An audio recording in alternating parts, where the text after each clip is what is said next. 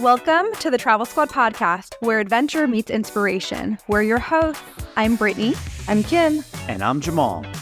Together we explore international destinations, hike epic national parks, and share unforgettable travel experiences with you, one passport stamp at a time. Our mission is to inspire you to travel by showing you how you can make it work no matter your budget, schedule, or experience level. We bring you along so that you can laugh, get excited, and start planning your own trip. So grab your ticket and your passport. And don't forget your travel insurance. And get ready to embark on a new adventure with us around the globe. Hey Squaddies, Travel Squad Podcast is back with Just the Tip, our Friday mini episode series where we give you quick travel stories, hacks, and recommendations to set you off into the weekend right. Today, we're sharing a very important topic with you guys in this episode, and that's travel safety and tips to keep you safe while traveling. We have a lot of different tips for you guys, so we're going to dive right in. But the first one's pretty simple. It's to research your destination. And I think a lot of people think, like, why would you recommend that tip? But a lot of people go on vacation and don't do a lot of research about their destinations. And it could just be simple research, just, research the customs in that area. Always research the weather to know what to pack. And then if there's any travel safety advisories. Definitely like what neighborhoods not to go into when you're traveling to a new city. I think that one's really important. That's a great tip, Kim. Another great tip is to stay connected. Always have a contact with somebody back home to check in with, let them know, especially if you're traveling from city to city, place to place, that you've arrived at a new location, you're there, where you're staying, share your itinerary with family and friends. Very important to have somebody that you stay connected with back at home. So I gotta be honest, I don't do this one. I think I should start. You should start. It could be as easy as texting Jamal and I saying like, hey, I'm going to be here for this amount of time and this is where I'm going. Here's my itinerary. Okay. How often are you traveling alone? Because a lot of times we're traveling together. And yes, I know you travel without us sometimes, but I always feel like when you do, you're still with somebody. And yes, maybe when you're traveling with somebody, you should still do this and stay connected back at home. But you're also with people that it's like, all right, I'm in a group. It's a little bit more safe setting when you're in a group situation versus if you're traveling solo. Have you seen Kim party and not walk home till 5 a.m. in the morning? She could still be with a group and that could still happen. I did get a ride home from a random moped guy in Thailand once. So yeah, I need to start doing this. I am going to take my first solo trip next year. So I will be letting mom and dad know. Stay connected with us, Kim. You can also, and you should, let the U.S. Embassy know when you're going out of country. That's a really good one, especially if you're going to some potentially issue countries. Just let them know where you're going to be. And if something does pop off, they will try to help get you out of there. Or at least keep you advised if something's going to happen. And what you mean by that, Kim, to just kind of clarify, is contact the embassy of your home country. So us as Americans, contact the U.S. Embassy in said country that you're actually visiting. Let them know what dates you're there, and they will know that you're there. And of course, give you those advisories should things start to happen or if they need to give you warnings, etc. That's always a great way to stay connected too. And if you're in another country, having an eSIM card or an international phone plan can be helpful so that you can send a quick text if you're needing to contact someone at home. Oh, here's a good one. Keep your location sharing on. That is true. I might not share my itinerary with everyone, but I do share my location with a lot of people. Jamal refuses to share his location with me. What? I don't refuse Yes. to. I don't refuse to. No. What are you up to, Jamal? I'm up to wild stuff these days when Brittany's not around. That's a hush topic. Why would we bring this up on the podcast? Part of doing your research, but I want to say this one specifically, know what the common scams are. This could be per destination, but it also applies to just travel in general, right? So for example, a very common scam that involves getting robbed or even trafficked, even though that sounds crazy to say, it does happen, right? So if someone tries to bring you to another place or they seem very pushy about something, those are warning signs that something is amiss and you really should not go. We had on Ashley V Travels for her second interview with us, and she had told us about a situation. Was she in Thailand? She was. Thailand, where she was out having a drink and someone was trying really hard to get her to go to another place. And she basically went to the bathroom, kind of had a freak out moment, did some Googling about scams. It came up right away and she kind of waited for a while and then rushed out really quickly. So if you find yourself in a situation like that, that is a avenue you can take to get out of it. It's really good to Google those things and find out, because a lot of times, yes, there's the common ones that just happen everywhere, but there are specific locations where certain things are more pertinent. Yes, you mentioned, God forbid, the absolute worst, the trafficking situation, Kim, and that's like the absolute worst. And of course, very rare. What's really more common is ripping you off financially or having something stolen from you. My really good friend Josh, he was in South Africa. We went on a South Africa trip together when we did the safaris, but he loved it so much he went back with his then girlfriend, and they were out in a bar in Cape Town partying. People became really friendly with them, pickpocketed them. They realized it. He confronted them about it, and they said, "What are you going to do about it?" And they just took his phone right there, and they just chummied up to him to kind of get a phone and do that. And again, something as a good example that's more location specific, and this is where it's not stealing something from you but really ripping you off. In Italy, a lot of times local artists will set their work down on the street where you're walking, on the sidewalk, right? And the scam is, of course, everybody is naturally going to avoid that, but somebody who's working with the artist, who is acting as just a pedestrian walking down the street with you, will kind of push you and bump you so that way you step on the art, and then now you're being hassled to buy the artwork that you have actually ruined. So again, specific locations, different things, just be mindful of all that. And Jamal, you did mention the scam that Josh was in was when he was out drinking. So this next one is about drinking. So when you are out drinking, don't get so drunk that you lose your wits about you. If someone won't leave you alone, you can always go to the bartender and tell them. I know in the US, they actually have like specific words to use so that they can like call you a cab or get you away from someone and provide you with some protection from that person. I think this year I wanted to do things more on my own, even here in the US. And I did stay out one night after a friend had parted ways with me, and kind of had a situation like that. I still had my wits about me, but there was someone that like wouldn't leave me alone. And I kind of just realized, as a female, staying out past a certain time at night and drinking, it's just not smart to do. So in terms of safety, I would just try to avoid situations like that where they're more likely and more common to occur. Interrompemos esse podcast para perguntar: quem você quer ser? Designer, engenheira, pedagoga, administrador. Quer saber? O Senac EAD é nota máxima no MEC. Tem cursos de diversas áreas, com conteúdo elaborado por especialistas do mercado e professores mestres e doutores. Ainda tem o Senac Carreiras, conectando estudantes a vagas de emprego em todo o país. Saiba mais em ead.senac.br/graduação. Aproveitando o break do seu podcast para perguntar: será que você sabe... Quem é ele? Esse tal de rock and roll. Trident apresenta um feat de gerações com Rita Lee e Luísa Sonza. Eu procuro estar por dentro, doutor, dessa nova geração. Mas minha filha não me leva a sério, doutor. Ela fica cheia de mistério com esse tal de rock and roll. Quando terminar seu podcast, já aproveita para ouvir esse feat aqui no Spotify. Trident no Rock in Rio 40 anos. Masca e destrava seu rock and roll. Curtindo um podcast, né?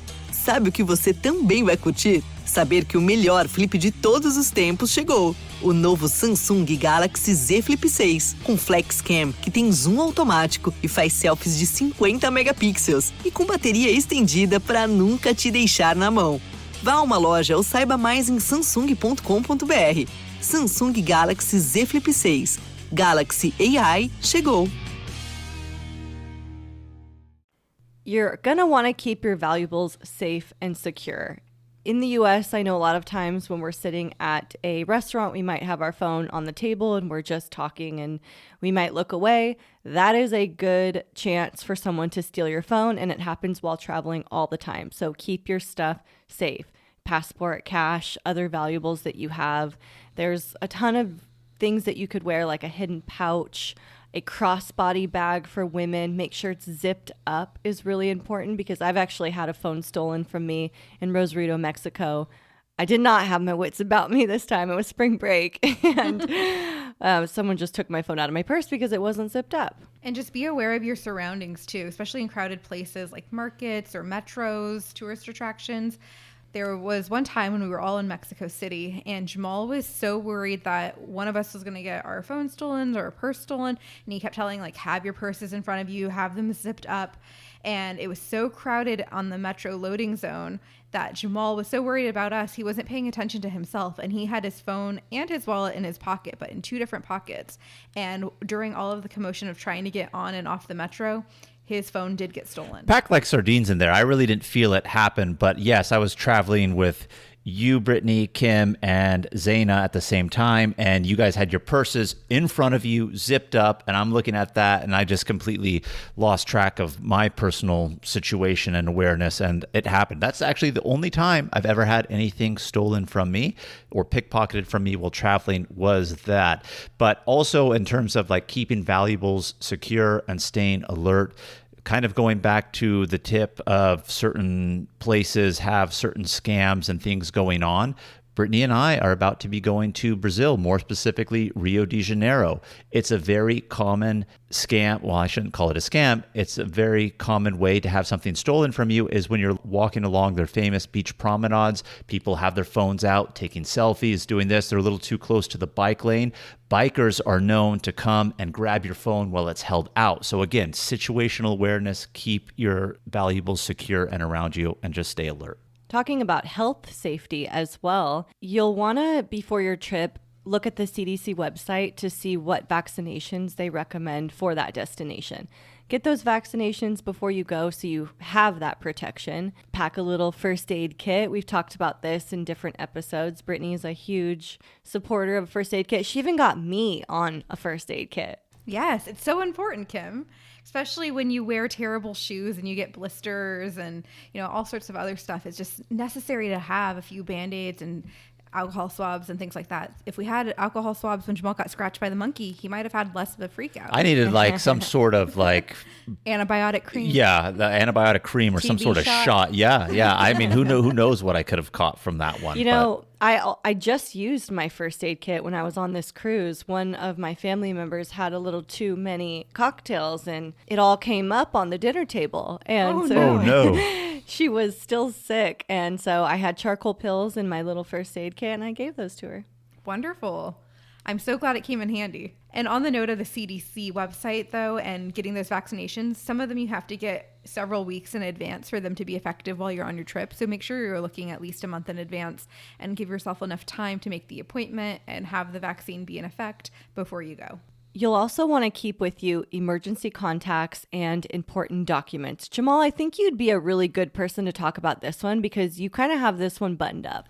I always do. And I feel like, real quick on the emergency contacts, earlier we mentioned, have people that you stay in contact with to let them know when you've arrived from A to B, where you're at, etc. But what happens if your phone gets stolen? Who remembers people's phone numbers these days, let alone a majority of phone numbers, right? So you want to create a little list of phone numbers that you don't remember or know off the top of your head. That way you can go ahead and reach out. But to your point, Kim, every time we travel on a big international trip, I always have a folder with me that has a photocopy of our passports in case we lose it, copies of our credit cards. That way we have our credit card numbers and the phone numbers to call the credit cards to say, hey, yeah, it got stolen, this, that, and the other. Our travel medical insurance, always have a printout copy of that. So you want to keep and have these important documents should you lose it electronically or your physical items, passport, etc., phone gets stolen or lost. Yeah, Jamal and I have division of tasks when you travel, and that is one of his tasks. So I never have to worry about it because he always just has it done and ready for us for our trip. Divide and conquer. It takes a village. Really does. Another tip for you is to blend in with the locals, right? You don't want to stand out like a sore thumb and attract unwanted attention to yourself. Doesn't mean you need to dress like ultra conservatively and not look like yourself. But if you're going to like Costa Dubai. Rica. Yeah, say Dubai, right? I mean, they want you to dress conservatively, so you don't want to dress like a stripper. That would bring some attention to you, and that could cause some bad faith actors to be attracted to you, right? Or if you're going to a country that isn't as rich as Dubai, you certainly don't want to flaunt all your finest jewels or designer clothes, right? Like, you're going to be a target for a scam or theft or potentially something worse. So just be a little more Mindful. Exactly. Squatties, in addition to all these tips, we have tons of other resources on our website for you, a ton of other tip episodes, destination episodes, itineraries that you can download and take our exact same trips. You can sign up for our newsletter, which comes out twice a month and has even more of all of that. So head over to our website, travelsquadpodcast.com, and check it all out. Another great tip for you guys is transportation safety. You should always use a reputable transportation service. And some places, I hate to say this, you should really look. Is it better to take a cab? Is it better to take an Uber or a Lyft? Because sometimes, depending on the country in which you're going, they'll tell you it's safer to take a Lyft or an Uber. Or some places will even tell you, hey, actually the taxis are a lot more safer than taking it with Uber or Lyft. So that's a great tip also. And in some other different countries, like I know in Thailand, they actually have their own ride-sharing app to use. So it's one that you're going to want to download while you're there. In the Philippines, we use like jeepneys, and in some other places, you can use like things called collectivos. So it really depends on the destination you're going to. Just do a little research about transportation and what's safe to take, what's not safe to take. If the cabs are regulated, not regulated, how to tell the difference between those sorts of things. And because you have done that research, you will know what is safe. And so I have a story for you. When I was just in Mexico, I know that taking Uber in Mexico is safe. I've done it a million times. And so we were standing outside the cruise terminal and waiting for our Uber, and all of the taxi people are saying, taxi, taxi, it's not safe, and blah, blah, blah. And then the person that I'm with is just hearing all this and believing it.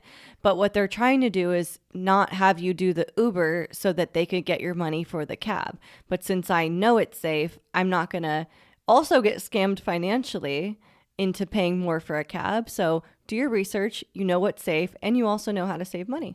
And just in general, for regular public transport, just be aware of your surroundings and avoid traveling alone at night. I think that's a really good tip in general. But kind of on that point, and again, we're not ragging on Mexico. We love Mexico, but this is just a good tip. And since we live so close to it, we're there a lot more often. But as a good example, too, of doing research, when we were going to Mexico City for the first time, they were saying, yeah, when you arrive in the airport in Mexico City, there is a spot in the terminals before you're about to leave where you can actually get your cab, prepay for it up front, and they put you in the regulated taxis. And that's a lot safer than going outside and catching a taxi from somebody who's unregulated, or even if they're a regulated taxi, doesn't mean that it's actually metered. And instead of negotiating a price and then having them change it on you, you don't want to do that. So when you're in Mexico City, as a great example, that's something that we learned by just doing the research. So always comes in handy doing that research to understand these little nuances of the specific location you're going to be in.